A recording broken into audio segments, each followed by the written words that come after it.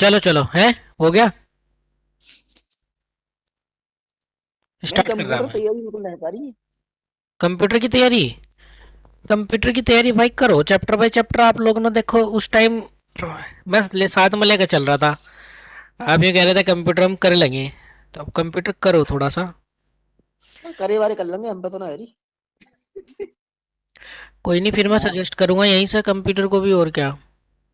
अजय नई हाँ बात नहीं, थोड़ा बताए थोड़ा जो। तैयारी करो, 10-15 मिनट तैयारी करो बस। हम्म। करेंगे सो एक दो दिन बाद। फिलहाल आप एसी सर्किट पर आ जाओ। देखो एसी सर्किट से पहले अब तक आपके जो टॉपिक हैं वो सारे हो चुके। और सर एसी सर्किट कंप्यूटर का पे मतलब होता है नहीं कर रहा है जो। प्रत्यावर्ती धारा परिपथ। रेजिस्टेंस वगैरह बहुत अच्छी तरीके से हमने करते हुए चले थे। प्रत्यावर्ती धारा परिपथ क्या होता है हमारा, जिसमें एसी बह सके, वो परिपथ हमारा प्रत्यावर्ती धारा परिपथ कहलाता है। एसी की पहचान होती है ये अल्टरनेटिंग करंट। यहाँ से ये जो हमारा यहाँ तक का एक साइकिल हो जाता है, और एक साइकिल के दो स्टेप होते हैं, एक पॉजिटिव और एक जो है निगेटिव।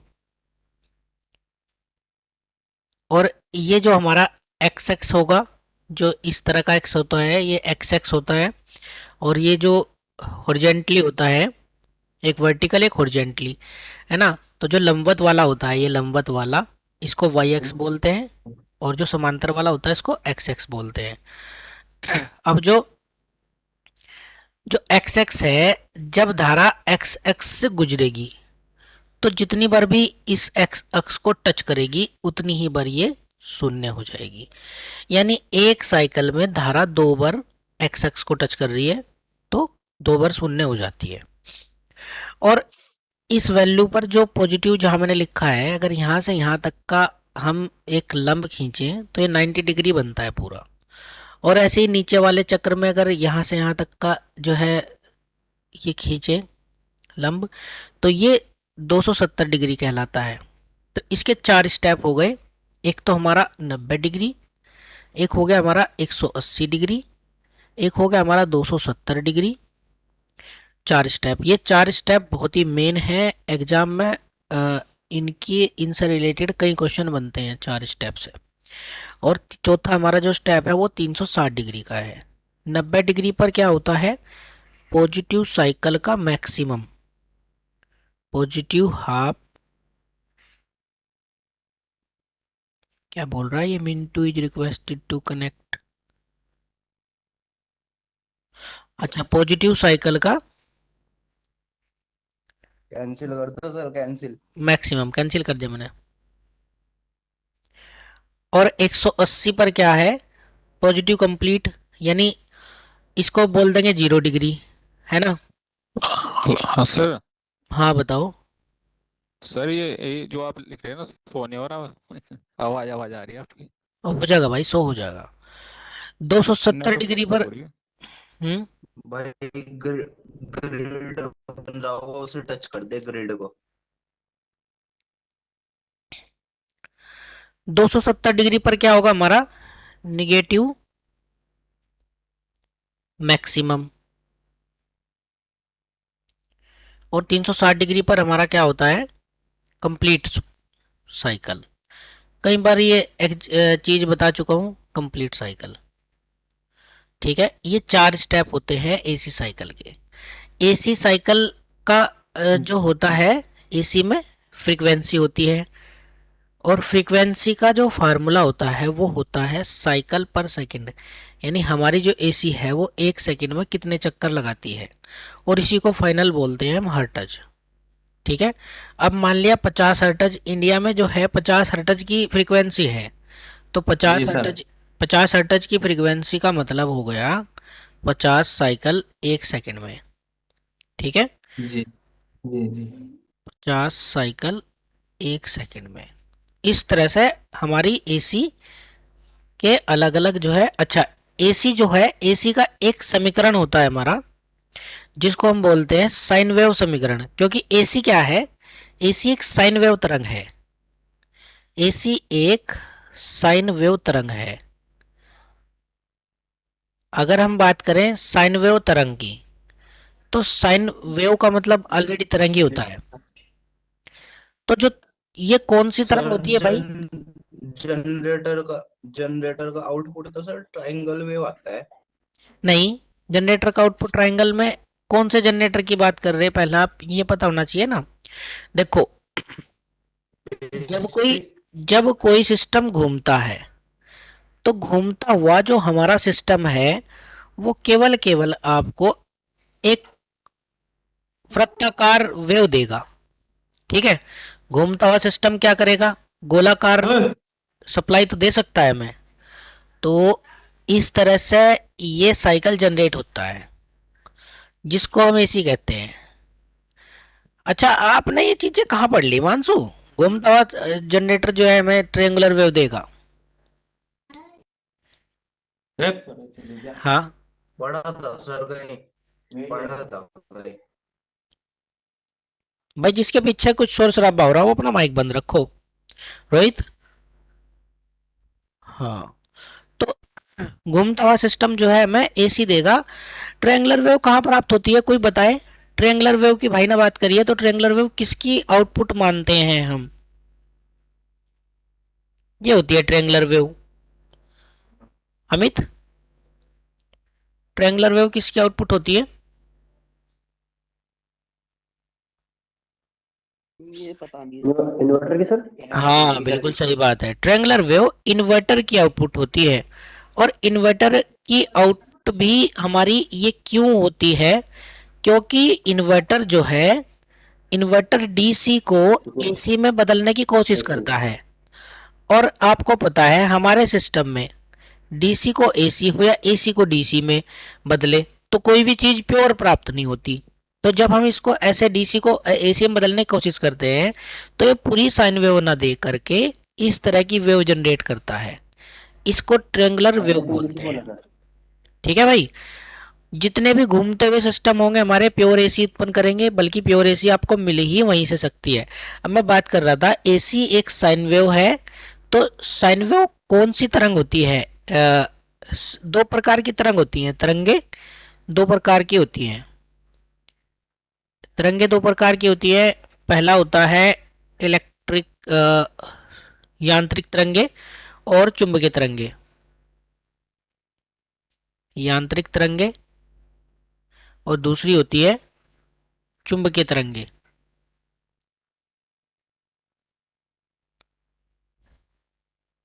ठीक है, तो जो साइन वेव है हमारी, वो हमारे मैकेनिकल वेव का प्रकार है, इलेक्ट्रिक मैग्नेटिक वेव का प्रकार है भाई? कोई बताओ। पहले मैं आपको बता दूं, हाँ, यांत्रिक तरंगे वो होती हैं जिनको चलने के लिए माध्यम की आवश्यकता होती है।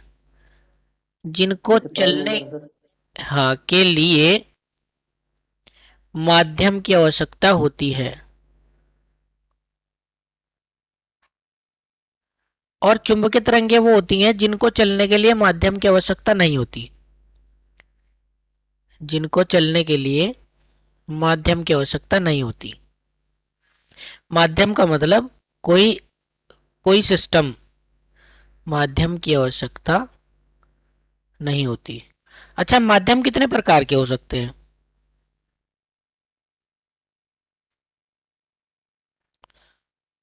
माध्यम हमारे मोस्टली तीन प्रकार के हो सकते हैं, ठोस, द्रव और गैस। बस यही होते हैं माध्यम। तो अब जो यांत्रिक तरंगे हैं वो भी दो प्रकार की होती हैं। यांत्रिक तरंगे कितने प्रकार की होती हैं? दो प्रकार की।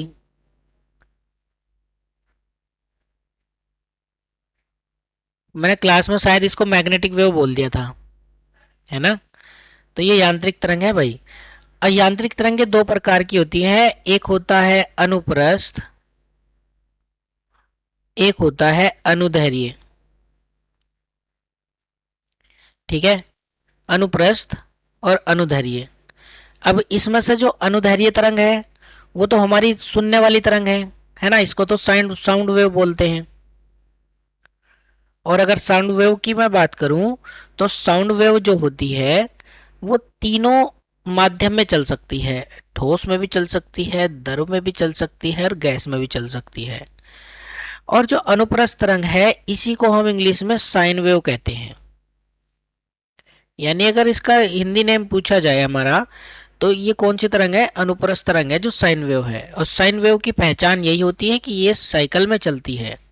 ठीक है, अब जो साइन वेव होती है हमारी वो केवल ठोस और द्रवों की सतह पर चल सकती है, द्रवों की सतह पर। यानी अगर हम एक तार की बात करें तो तार तार का जो हमारा ये तार है तो तार के सिर्फ ऊपर ऊपर चलेगी, अंदर नहीं जाएगी, ये इसकी पहचान होती है। और द्रवों में अंदर नहीं जाएगी। अगर आप सोच रहे हो कि मैं अगर नहर के अंदर हूँ और नहर के अंदर सपोज दैट कोई तार गिर गया, तो अगर आप उसकी सतह से नीचे हो उस समय जिस समय वो तार गिरा था तो आपको करंट नहीं लगेगा। अगर आप उसकी सतह पर टच हो गए तो आपको करंट पूरा पूरा लगेगा। तो ये पहचान होती है इस अनुप्रस्थ तरंग की। अब जब ये अनुप्रस्थ तरंग है इसको साइन वेव बोल रहे हैं, तो साइन वेव का एक फार्मूला होता है, साइन वेव का फार्मूला। ये फार्मूला मोस्ट है, इसी फार्मूले से पूरा एसी सर्किट हमारा डिपेंड करता है। इस फार्मूला का जो वो है आई बराबर आई नोट साइन ओमेगा टी। इसमें आई नोट क्या हुआ हमारा, आई नोट हुआ हमारा मैक्सिमम करंट। और हमारा ओमेगा क्या हुआ, ओमेगा को वैसे कोणीय वेग बोलते हैं, कहीं कहीं पे सॉलिड एंगल ठोस कोण भी बोल देते हैं, ये सब इसके नाम हैं। ठीक है, तो जो ओमेगा की वैल्यू होती है वो हमेशा होती है 2πf। एफ होता है फ्रीक्वेंसी। ठीक है, और इसका जो मात्रक होता है, क्या होता है ओमेगा का मात्रक भाई, स्टेरेडियन, है ना। ओमेगा का मात्रक होता है हमेशा स्टेरेडियन। अब इसमें बचा क्या, टी। टी क्या है, टी वो टाइम है जिसमें ये तरंग हमारी चली है, इसे सेकंड में नोट करते हैं। ठीक है, आवाज कट जाती है कभी कभी, आवाज थोड़ी थोड़ी कटती रहेगी क्योंकि आपका नेटवर्क थोड़ा सा फास्ट नहीं होगा, पर इतना भी नहीं, समझ आता रहेगा आपको पूरा पूरा। ठीक है, देखो अभी तक मैंने क्या क्या पढ़ा दिया आपको। एसी सर्किट में सबसे पहले हमने बात करी एसी। एसी प्राप्त कहाँ से होती है, घूमते हुए सोर्स इसे देते हैं हमें, घूमते हुए सोर्स। ठीक है, और इसमें जब घूमता हुआ सोर्स हमें देता है तो साइकिल जनरेट होता है, और साइकिल का जो पूरा कंप्लीट वैल्यू होता है वो 4 स्टेप में जो है डिवाइड हो जाता है ना। उस पर 90, 180, 270 और 360। 90 पे पॉजिटिव साइकिल, 180 पे पॉजिटिव कंप्लीट, 270 पर निगेटिव मैक्सिमम और 360 पर कंप्लीट साइकिल हो जाता है। ठीक है, फ्रीक्वेंसी की बात करें तो फ्रीक्वेंसी का जो फार्मूला होता है वो होता है साइकिल पर सेकंड, और फाइनल मात्रक हो जाता है हर्ट्ज। एग्जाम्पल के तौर पर हमने बात करी कि इंडिया में 50 हर्ट्ज की फ्रीक्वेंसी है, तो 50 का मतलब हो गया 50 साइकिल पर सेकंड। इसके बाद मैंने बताया एसी एक साइन वेव तरंग है, और साइन वेव तरंग कहाँ से आई, ये यांत्रिक तरंग का एक प्रकार है ना। तरंगे दो प्रकार की होती हैं, यांत्रिक और चुंबकीय। तो यांत्रिक तरंग वो होती हैं जिनको माध्यम की रिक्वायर्ड होती है, चुंबकीय तरंग वो होती हैं जिनको माध्यम की आवश्यकता नहीं होती। हमारी मोबाइल की जो तरंग है वो हमारी चुंबकीय तरंग है। ठीक है, माध्यम 3 प्रकार के हो सकते हैं, ठोस, द्रव, गैस। तो अब यांत्रिक तरंगे जो है 2 प्रकार की हो जाती है, अनुप्रस्थ और अनुदैर्घ्य। अनुप्रस्थ 2 प्रकार के माध्यम में चल सकती हैं, ठोस में और द्रव्यों की सतह पर। और जो हमारी अनुदैर्घ्य तरंग है वो हमारी ठोस, द्रव, गैस तीनों में चलती है। उसका एग्जाम्पल है हमारा sine wave, sorry sound wave.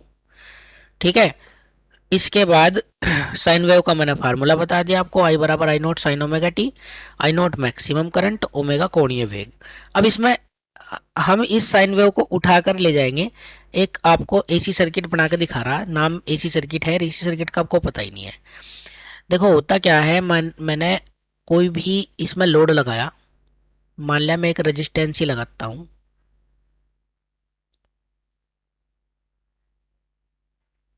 इसको मैं लोड कह देता हूँ, ठीक है। और मैंने यहाँ पर एक एसी सर्किट का हमेशा सिंबल ये होता है,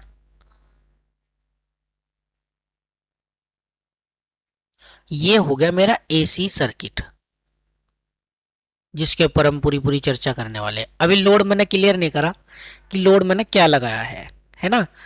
तो इसमें ये जो है, इसके नीचे ही लिखेंगे आई बराबर आई नोट साइन ओमेगा टी। तो यानी ये मेरा एसी सोर्स है, ठीक है, ये मेरा एसी सोर्स है। तो यहाँ पे सबसे बड़ी चीज क्या आती है कि जो आई नोट है, जो मैक्सिमम करंट है, इसका यूज हमने कहाँ किया। मैक्सिमम करंट को हम आई मैक्स ऐसे भी लिख देते हैं, ठीक है। तो ये जो मैक्सिमम करंट है हमारी, ये सर्किट की वो करंट है जिस पर फ्यूज ऑपरेट होते हैं। सर्किट की वो करंट है जिस पर फ्यूज ऑपरेट होते हैं, यानी ये नॉर्मल करंट से ऊपर का करंट होगा। नॉर्मल करंट कौन सी होती है? नॉर्मल करंट होती है हमारी जिस पर कोई सर्किट ठीक ठाक काम कर रहा हो, है ना, लोड कार्य करता है। तो एक तो हो गई नॉर्मल करंट हमारी, और एक हो गई हमारी मैक्सिमम करंट। तो मैक्सिमम करंट क्या होती है? जिस पर हमारा फ्यूज ऑपरेट होगा, यानी थोड़ी सी ज़्यादा होती है इससे। अगर हमने फ्यूज में पढ़ा होगा टॉपिक, तो वो फ्यूज की जो करंट होती है वो नॉर्मल से कितना होती है भाई? फ्यूज करंट नॉर्मल का 1.5 गुना होती है नॉर्मली।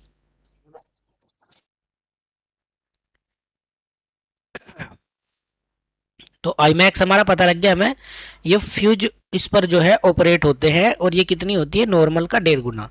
अब ये नॉर्मल का 1.5 गुना कहाँ से आया, वो भी मैं सारी चीज़ आपको बता दूंगा। मैक्सिमम वैल्यू आपको पता लग गई कि क्या होती है ना। इसके बाद इसमें दूसरा जो टॉपिक है वो इसी का है, नॉर्मल करंट का। नॉर्मल करंट को हम अपनी भाषा में कौन सी करंट बोलते हैं? RMS current. आरएमएस करंट का full form root mean square value होता है। मैं पूरा पूरा बताऊंगा आपको, इसका नाम ऐसा क्यों रखा गया है ना। इसको हिंदी में कहते हैं वर्ग मध्य मूल मान, ठीक है। इसको शॉर्ट फॉर्म में IRMS ऐसे प्रेजेंट करते हैं। देखो, अभी हमने पूरा एसी सर्किट पढ़ा। एसी सर्किट में हमने जो हमारी करंट की समीकरण है वो ये थी, I बराबर आई नोट साइन ओमेगा टी। तो हमने इसमें देखा कि जो आई नोट है वो तो हमारा मैक्सिमम करंट है, और मैक्सिमम करंट से हम कोई सर्किट यूज कर नहीं सकते। मैक्सिमम करंट का यूज तो केवल फ्यूज लगाने में होता है, ठीक है। तो इस स्थिति में हमारे पास नॉर्मल करंट है नहीं, हमें ये तो पता ही नहीं चल पाया कि जो हमारा बल्ब है, हमारा जो पंखा है, वो एक्चुअल में कितना करंट लेगा। तो उसी एक्चुअल को करंट को निकालने के लिए मैक्सिमम करंट के माध्यम से ही हमने उसका नाम रख दिया आरएमएस करंट, क्योंकि हमारे पास कुछ और मेथड तो था नहीं। इसी को आप कह सकते हो नॉर्मल करंट। तो ये एक वैज्ञानिक ने कैसे निकाला था कि जो हमारी वैल्यू आई हैं उन सब का स्क्वायर करके उनका रूट कर देता है, इसलिए इसको बोलता है वर्ग माध्य मूल मान। अच्छा, जो वैल्यू आई हैं उनको क्या बोलते हैं? जैसे मेरा एसी सर्किट है पूरा, ये एक साइकिल है, इस पर हर जगह अलग अलग वैल्यू प्राप्त होती है। इसका नाम दे दिया मैंने I1, I2, I3, I4, ठीक है, I5।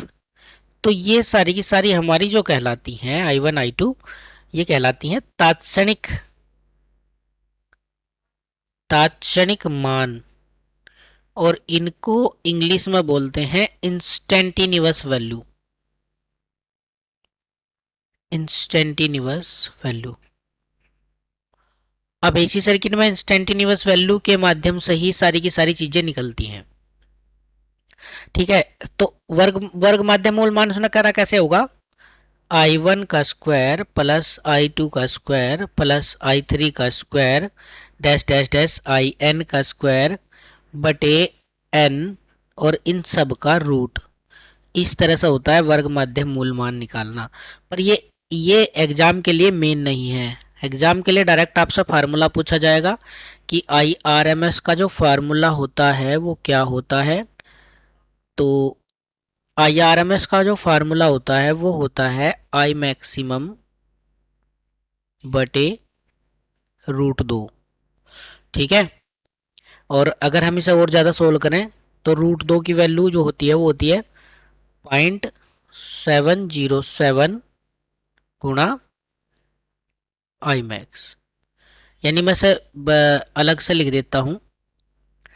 IRMS का जो फार्मूला है finally IRMS equal to I maximum बटे √2, या फिर हम इसे लिखेंगे 0.707 गुणा I मैक्स।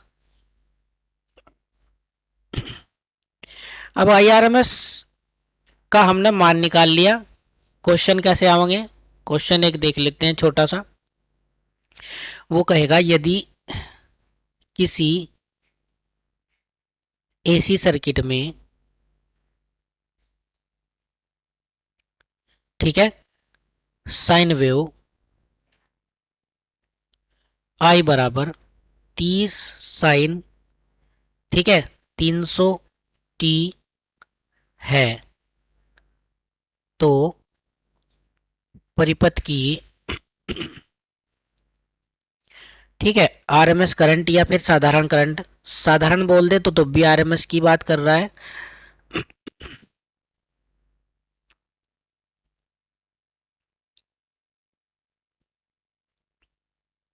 साधारण करंट क्या होगी, तो उसने जो फार्मूला दिया है वो दिया है I बराबर 30 साइन 300t। यहाँ पर 30 जो है हमारा वो हमारा I मैक्स है, तो फार्मूले में रख देंगे। IRMS हमें निकालना है। IRMS इजकल टू होता है 0.707 गुणा I मैक्स। I मैक्स का मान कितना हो गया 30, तो यहाँ से 3 से 21, 3 से 21, तो आंसर आ जाएगा 21.21 एम्पियर। बताओ भाई समझ आ रहा है। इस तरह से हम इसकी आरएमएस करंट निकालते हैं। ठीक है, हाँ ठीक है भाई, बढ़िया। तो ये होती है आरएमएस करंट, इसी को साधारण धारा बोलते हैं। यानी जो सर्किट है जिसमें ये इतनी करंट गुजर रही थी I बराबर 30 साइन 300t, वो 21 एम्पियर की धारा ले रहा होगा। ठीक है, ठीक है भाई, अब आगे बढ़ते हैं। तो दो चीजें आपको पता लग गई, मैक्सिमम और आरएमएस। तीसरी जो दूसरा हमारा तीसरा जो टॉपिक होता है वो होता है एवरेज करंट का। क्या करें अमित? रिले रिले देखो रिले रिले क्या है, एक प्रोटेक्शन डिवाइस है कि नहीं है? कॉइल है सर, कॉइल रिले। हाँ रिले कॉइल है, लेकिन क्या है, एक प्रोटेक्शन डिवाइस है। मैंने आपको सर्किट के भाग पढ़ाए हैं। सर्किट के कितने भाग होते हैं हिमांशु? 5 भाग होते हैं, 5। नाम बताओगे उनके?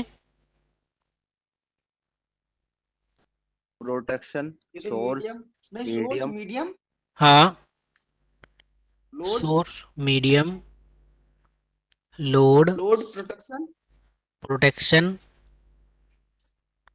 एक और कंट्रोल। कंट्रोल। बहुत बढ़िया, कंट्रोल। ठीक है। अब मुझे आप ये बताओगे जो सोर्स है वो कौन सी करंट पर काम करता है, मैक्सिमम पर, एवरेज पर कि आरएमएस पर? कौन सी वैल्यू पर काम करता है वो? सोर्स। हाँ, सोर्स हमेशा मैक्सिमम पर काम करेगा। क्योंकि उसके अंदर तो सबसे ज़्यादा सोर्स से ही निकल रहा है सब कुछ, तो इसलिए उसको मैक्सिमम पर बोलेंगे। मीडियम, मीडियम नॉर्मल पर काम करते हैं, दोनों पर सकता है। है ना। लेकिन देखा जाए तो मीडियम भी मैक्सिमम के लिए ही बने होते हैं। मीडियम का मतलब हो गया तार वगैरह, है ना, तो वो भी मैक्सिमम के लिए बने होते हैं। प्रोटेक्शन तो हमेशा मैक्सिमम पर ही काम करेगा, ठीक है। कंट्रोल, कंट्रोल भी मैक्सिमम पर ही काम करेगा। बचा लोड, लोड करता आरएमएस पर है काम करेगा। आरएमएस पर। तो सर्किट का सिर्फ एक भाग होता है जो आरएमएस पर काम करता है, बाकी चारों भाग मैक्सिमम के लिए बने होते हैं। तो अब आपको समझ आ गया होगा रिले क्या है, प्रोटेक्शन डिवाइस है, और रिले कौन सी इस पर काम करेगी, धारा पर, मैक्सिमम करंट पर। ठीक है भाई, क्या हो गया, हुआ क्या? स्क्रीन भाग गई सर जी। हाँ वही तो देख रहा मैं।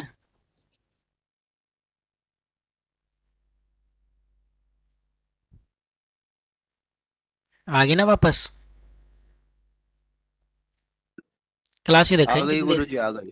हाँ हाँ, तो जो अब बात कर रहे थे एवरेज करंट की, तो एवरेज करंट जो होता है उसको हम शॉर्ट फॉर्म में आई ए वी जी से प्रेजेंट करते हैं, ठीक है।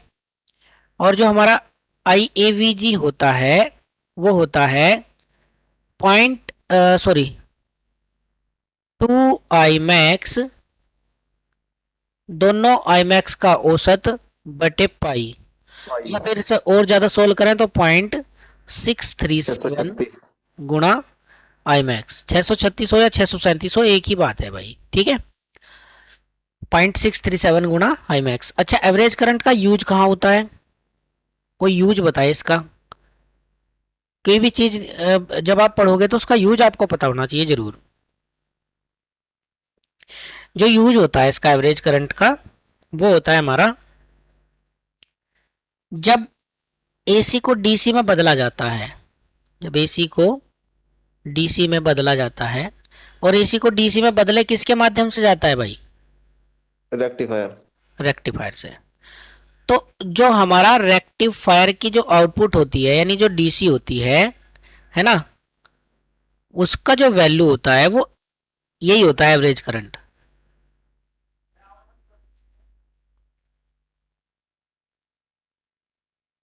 आउटपुट हमारा एवरेज करंट होता है, ठीक है।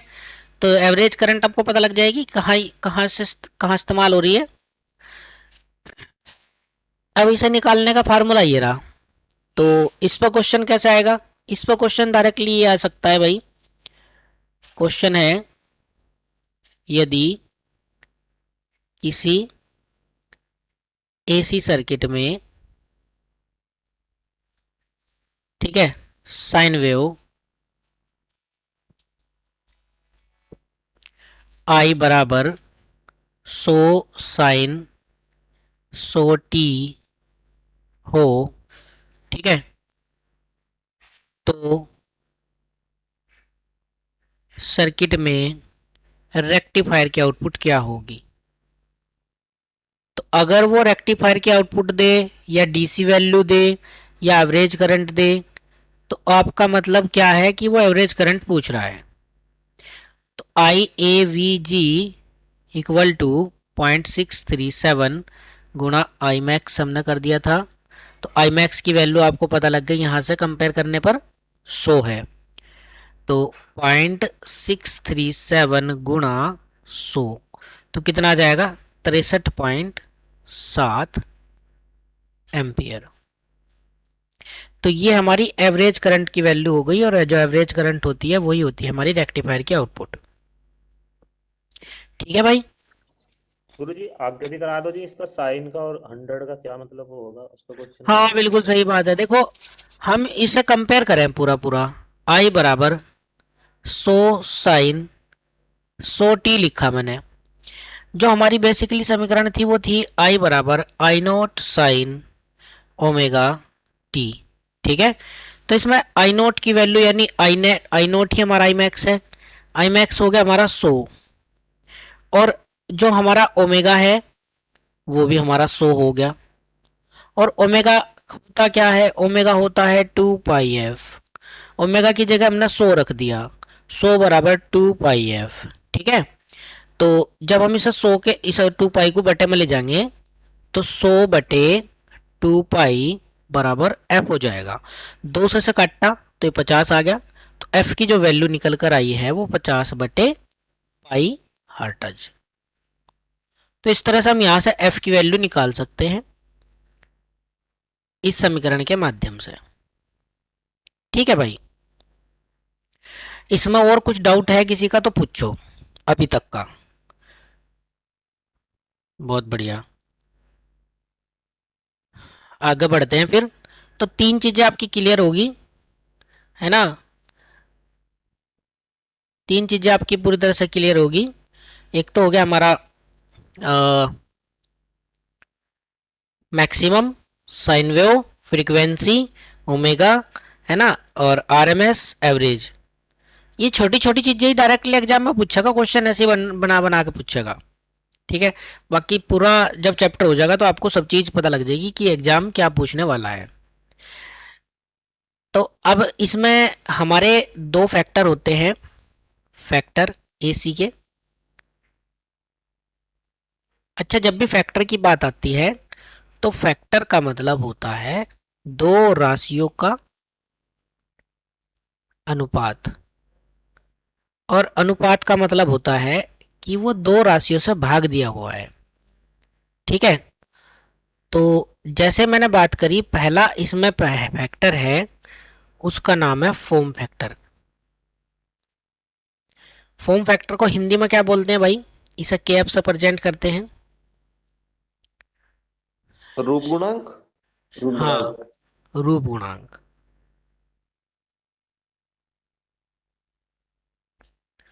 तो जो के होता है हमारा रूप गुणांक, वो किस किस का अनुपात होता है, वो होता आरएमएस है बटे हमारा, एवरेज हाँ, वैल्यू का। आरएमएस बटे एवरेज वैल्यू का। बहुत बार एग्जाम में क्वेश्चन आया ये। अच्छा, फॉर्म फैक्टर का यूज कहाँ हुआ भाई, कोई भाई बताए, जितने भी हैं, फॉर्म फैक्टर का यूज कहाँ स्टैंडर्ड किया। वोल्टेज जी, हाँ, स्टैंडर्ड इसकी वोल्टेज। एसी की स्टैंडर्ड वैल्यू बनाने के लिए। बिल्कुल सही बात है। देखो, एसी की वोल्टेज जो होती है, ठीक है, वो एक स्टैंडर्ड रूप में होती है। तो जो स्टैंडर्ड फॉर्म हमें प्राप्त होती है एसी की वोल्टेज की, ठीक है, वो हमारी फॉर्म फैक्टर से गुणा करके ही प्राप्त होती है। क्योंकि अभी मैं आपको बताऊंगा, आरएमएस बटे एवरेज को जब हम सोल्व करेंगे तो इससे निकल कर आएगा 0.707 गुणा आई मैक्स बटे 0.637 गुणा आई मैक्स। आई मैक्स तो कट जाएगा, और 0.707 से 0.637 हम डिवाइड करें तो 1.11 आएगा, 1 1। है ना। तो ये होता है हमारा फॉर्म फैक्टर का वैल्यू 1.11।